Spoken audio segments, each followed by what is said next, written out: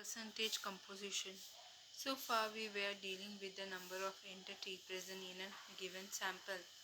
हम वैसे भी बहुत सारे नंबर ऑफ एंटिटी जो प्रेजेंट है गिवन सैम्पल में उससे डील कर रहे हैं. But many a time information regarding the percentage of a particular element present in a compound is required. लेकिन बहुत टाइम हमें ऐसी इंफॉर्मेशन की ज़रूरत रहती है जो पर्टिकुलर एलिमेंट का परसेंटेज कितना है कंपाउंड में, वो हमें ज़रूरत होता है. सपोज एन अननोन और new compound is given to you. The first question, ऐसा मान लेते कि कोई अननोन या नया कंपाउंड दिया, उसका पहला क्वेश्चन ये रहेगा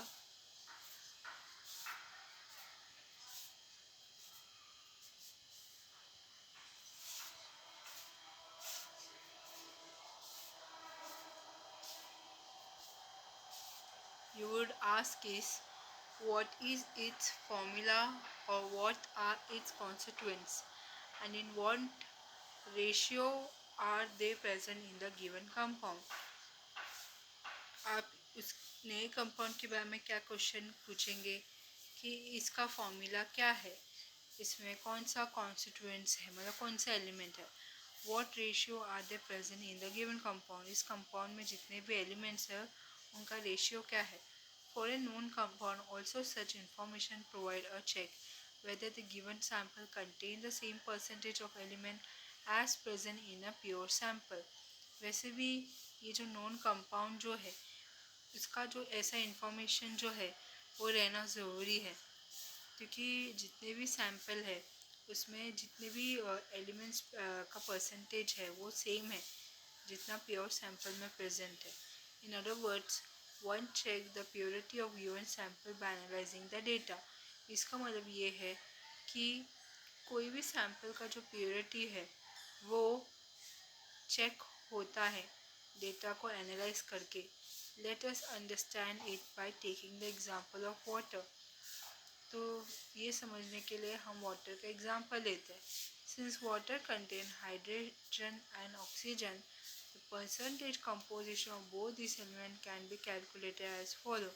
तो ऐसे वाटर जिसमें हाइड्रोजन और ऑक्सीजन कंटेन रहता है उस दोनों एलिमेंट का परसेंटेज कंपोजिशन जो कैलकुलेट होता है वो क्या है.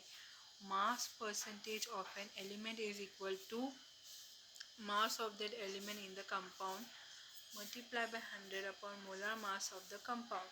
एलिमेंट का मास परसेंटेज इक्वल रहता है एलिमेंट का मास जो प्रेजेंट है कंपाउंड में, मल्टीप्लाई होता है 100 से, डिवाइड करेंगे कंपाउंड का मोलर मास से. Molar mass of water is equal to 18.02 gram. Water का मोलर मास है 80.02 gram. Mass percentage of hydrogen is equal to 2 multiply by 1.008 divide by 18.02 multiply by 100. तो कितना रहेगा हाइड्रोजन का मास परसेंटेज 11.18.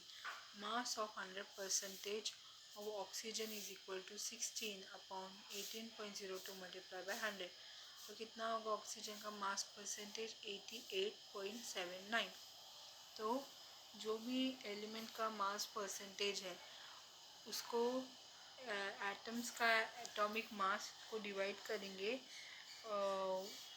कंपाउंड का molar mass से multiply करेंगे 100 से.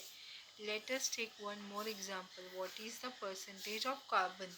और एक एग्जांपल लेते हैं जैसे कि कार्बन का हाइड्रोजन ऑक्सीजन का परसेंटेज कितना है इथेनॉल में.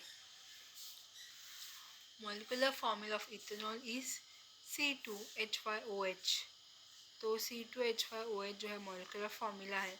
Molar mass of ethanol is, ethanol का मोलर मास क्या है, 2 multiply by 12.01 plus 6 multiply by 1.008 plus 16 gram is equal to 46.068 gram. Mass percent of carbon, carbon का मास परसेंट क्या रहेगा 24.02 gram upon 46.068 gram multiply by 100 equal to 52.14%. Mass of hydrogen is 6.048 gram upon 46.068 gram multiplied by 100 is 13.13%. Mass percent of oxygen is 16 gram upon 46.068 gram multiplied by 100 is 34.73%. After understanding the calculation of percent of mass, let us now see. अभी मास percent का calculation समझने के बाद हम लोग देखेंगे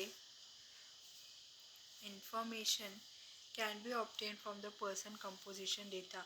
तो person composition data से भी इंफॉर्मेशन हम कैसे निकाल सकते हैं।